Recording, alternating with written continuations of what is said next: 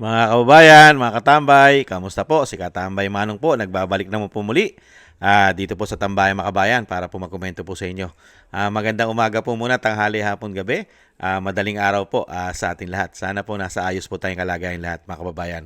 Umpisa na po natin, mga kababayan.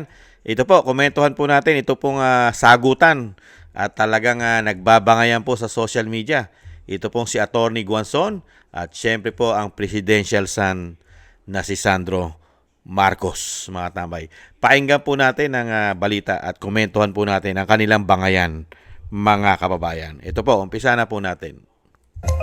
Pinatulan ni dating COMELEC Commissioner Rowena Guanzon ang banat sa kanya ni Presidential son at House Majority Leader Sandro Marcos. Nitong nakarang araw kasi matapang na sinabi ni Guanzon na wala na raw boboto sa mga Marcos sa susunod na eleksyon. At kawawa si Sandro dahil binahiran na umano ni Lady 1st District Representative Martin Romualdez ang kanilang dinastiya at hindi na sila iboboto ng mga tao. Sagot na post ng Batang Marcos, masyado pa raw siyang bata para tumakbo ng presidente, senador o vice-presidente sa 2028. Hirit pa niya, muling i-review ni Guanzon ang konstitusyon bago magsalita. Buwelta naman ng abogada, masyado raw ambisyoso si Sandro dahil hindi lang naman siya ang Marcos sa politika. Ibinida rin ni Guanzon ang kaniyang credentials bilang professor sa UP College of Law at pagiging top 10 bilang law student. Sabay hamon na magdebate na lang sila tungkol sa konstitusyon. Ayan, baka hindi mo patulan yan, Sandro. Magdebate kayo tungkol sa konstitusyon. Isang matalinong abogado, mga kababayan. Iparis po natin sa credential naman po ng mga Marcos. Ano po ba credential ng kanyang tatay? At ano po ang credential ni Sandro Marcos nung sila po'y umupo, mga kababayan? Lalong-lalo po, siya po'y kasama sa 19 Congress. Hindi po ba? Tama po lahat ang sinabi ni Attorney Rowena Guanzon.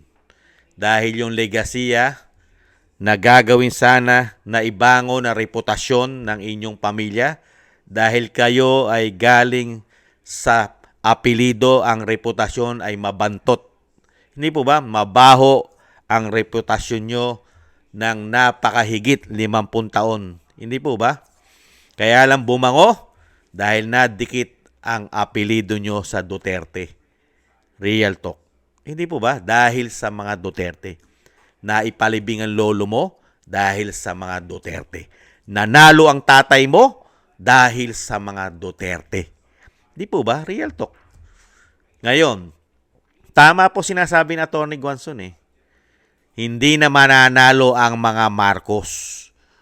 Saan po? Sa national.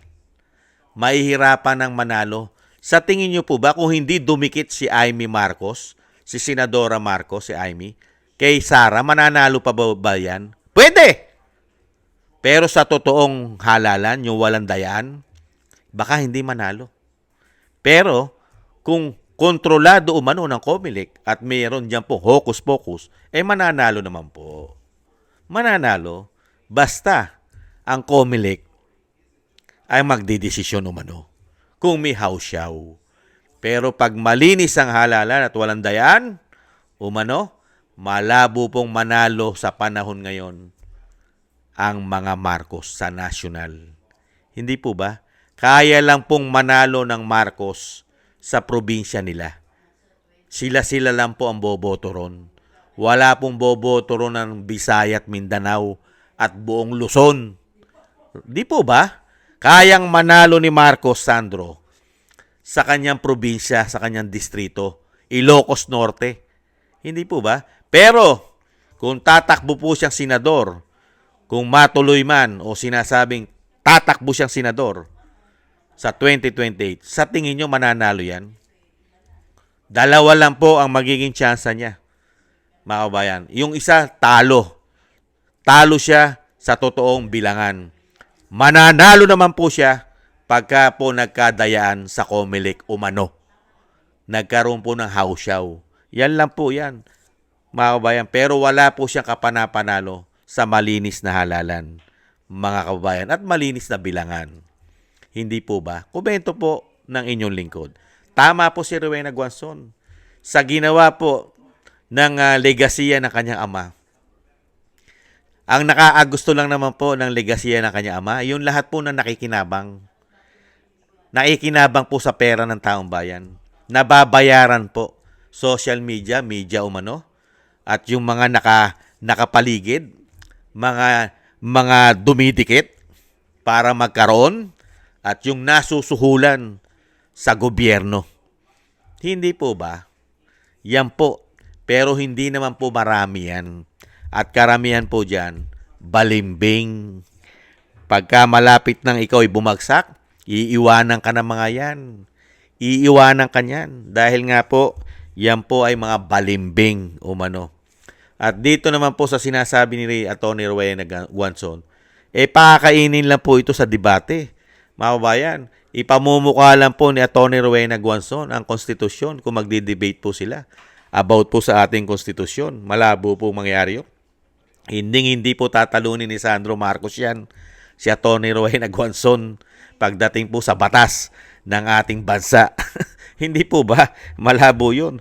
At alam naman po natin, ito pong mga Marcos, Romualdez, at Araneta umano. Puro media mileage lang po ito. Puro talkies lang. Talkies. Social media. Pero wala pa po silang napapatunayan. Wala pa. Nada. Maliban po sa ibaon tayo sa utang. At 3 taong puro corruption ang issue nila. Legasiya po nila yan eh. At 3 taong pagpapabagsak sa mga Duterte umano. Legasiya po nila yan. Yan ang kanilang itinatatag na legasiya sa ating bansa. Paano ka mananalo? At paano ka tatangkilikin na mata ng taong bayan, Sandro? Sige nga. Kaya tama sinasabi ni Atty. Rowena Guanzon eh. Pinamumukha lang sa iyo, Sandro, ni Atty. Rowena Guanzon ang pinaggagawa ng lahi mo. Kasama ka pa rin doon dahil isa kang politiko. Di po ba? Isang politiko to eh. At may issue ka rin. Ayon na mismo kay Manong Chavit, kapitbahay ng probinsya mo. Ang Ilocos Sur. Di po ba? Ilocos Norte. Boundary lang po yan. Ano sinasabi ni dating Governor Chavit Singson? Imbestigahan nyo muna. Unahin nyo imbestigahan ang Ilocos Norte. Dahil napakarami yatang proyekto dyan ni Sandro Marcos. Lalong-lalo ang mga flood control at sari-saring mga proyekto na ginastusan ng buwis ng taong bayan, pati ang inutang nila. Hindi ba? Wala ka bang proyekto dyan, Sandro Marcos? Kaya nga'y sinasabi ni Rowena Guanzon, ni attorney, yung isang damukal na korupsyon ng issue, flood control pa lang, kasama ka riyan. Involved ka rin dyan umano, Sandro, dahil kasama ka sa 19 Congress. At ngayon ay isa ka na naman congressman sa 20 Congress. Hindi po ba, Sandro? Ipagpatuloy mo yan. Sige, bakbakan mo ng bakbakan si Atty. Rowena Guanzon sa social media at ikaw ay pupulutin sa kangkungan umano. Pero hindi ka naman pupulutin sa kangkungan dahil napakarami yung pera. Hindi na kayo maghihirap. Kahit kalahi-lahian mo, Sandro, hindi na maghihirap sa dami ng kayamanan nyo sa lupa. Hindi po ba? Isang damukal po kayamanan nito mga ito itong mga Marcos. Dahil ang mga pumuputok po na issue dyan, hindi po ba? Napakarami nilang kayamanan pa sa labas ng bansa. Hindi po ba? Isang damukal daw po ang kayamanan niya sa labas ng bansa. Puwera pa yung nasa loob ng bansa. At patuloy pa rin na dadagdagan ng kayamanan daw nila. Bakit? Dahil sila po ang nakaupo ngayon. At kontrolado daw po nila ang pera ng bansa. Hindi po ba ng pamilya nila? Marcos, Romualdez. At sinasabi rin ng Vice President, pati ang nanay mo, Sandro, ay kumukolekta din daw ng pera sa gobyerno ayon sa Vice President. Totoo po ba yun? Kaya pinagharian nyo na. Pinagharian nyo na ang pera ng taong bayan, ang pamilya mo. Kaya nga tama-tama sinasabi ni Rowena Guanzon walang legasiya ka. Ang pamilya mo ngayon, kasama ang mga kamag-anak mo, walang magandang legasiyang iiwanan sa taong bayan sa Pilipinas. Ang legasiyang iiwanan ng pamilya mo, korupsyon, pamumulitika, Hindi po ba pagiging hudas sa bayan, taksil sa bayan dahil sa ginawa nila umano sa dating Pangulo na hindi man lang nakatikim ng due process sa tatay mo? Hindi ba, Sandro Marcos? Ganyan ang mga legasiya ng tatay mo. At syempre, hindi rin makakalimutan ng Pilipino ang isa pang legasiya ng pamilya mo na takot magpa-hair follicle polvoron test. Legasiya po ninyo yan. Takot na takot kayo magpa-test ng polvoron. Hindi po ba? Legasiya po nila yan. Lalong-lalo po yung issue. Legasiya po nila ang issue ng polvoron at coke. Nakatatak na po sa kanila yan. Yung legasiya na yan. Kaya nga sinasabi ni Rowena Guanzon, never na kayong iboto ng mga Pilipino kung hindi lang kayo mandaraya umano. Dahil mismo pati si Atty. Glenn Chong ay meron ding akusasyon sa pamilya mo, Sandro. Mga mandaraya daw sa botohan at sa bilangan gamit ang smart magic. Ayon niya kay Atty. Glenn Chong. Mga mandaraya daw po ang lahi mo, Sandro. Sanay na sanay daw mandaya at magnakaw umano. Kaya nga hindi tinatawag na presidente ni Glenn Chong ang tatay mo dahil hindi daw totoo at tunay na presidente.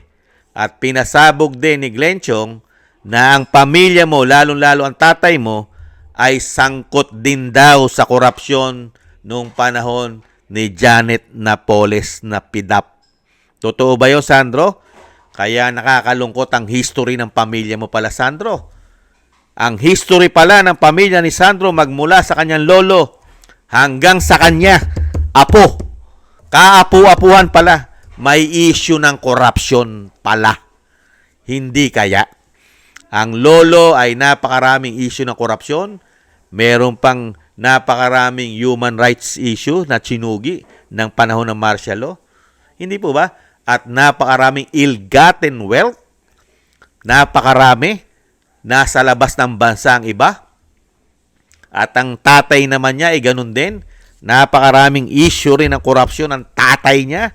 May pulburon issue pa. Hindi po ba? At ang kanyang pinsan o ang kanyang tiyuhin na si Martin Romualdez ay ganun din. At siyempre, magpapatalo ba si Sandro? Si Sandro ba ay magpapatalo sa issue ng korupsyon? Ano po sa tingin nyo, mga kabayan? Hindi pa po siya naimbestigahan. Kaya hindi po natin alam kung siya po ay magpapatalo sa issue ng korupsyon. Dahil legasiya po yata nila yan. Hindi kaya, mga kababayan? Wala pang investigasyon nangyayari saan? Sa Ilocos Norte. Iniiwasan pong imbestigahan pang Ilocos Norte. Kahit po yung tinayo po na ICI, yung independent body kuno, na mag-iimbestiga sa napakaraming issue at korupsyon, ghost project ng flood control. Wala pa sila sa Ilocos Norte. Iniiwasan po nila yan, mga kababayan. Takot na takot po sila mag-imbestiga sa Ilocos. Bakit kaya? Nagtatanong lang si Kamanong. Kaya, tingnan po natin sa mga susunod na oras at araw kung ano naman po ang susunod na issue ng sagutan at nagkakainitan na si Atty. Guanzon at si Congressman Sandro Marcos, ang kanilang history. Pinamukha lang po ni Atty. Guanzon ang katotohanan kung anong klaseng lahi at legasiya ang iiwanan nila sa ating bansa. Ang legasiya ng lolo niya ay pagiging diktador at napakaraming tagong yaman na nakaw umano sa ating bansa. Ang legasiya ng tatay niya hindi pa tapos, 3 taon pa lang mahigit, ay napakarami na pong issue na kanyang legacy ang iiwanan sa ating bansa, mga kababayan. At abangan po natin kung ano naman po ang puputok na issue kay Sandro Marcos dahil magbi-build up din po ito ng sarili niyang legasiya. Hindi kaya.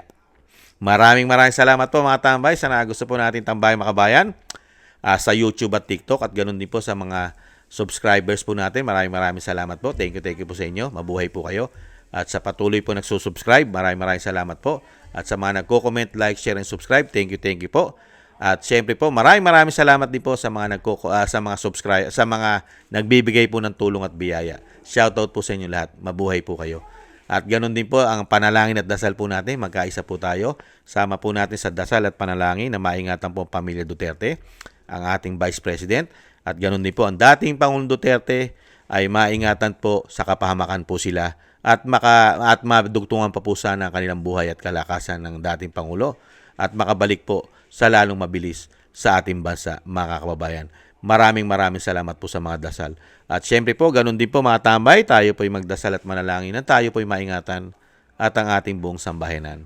Ingat-ingat po mga kababayan, sa muli, paalam, bye-bye.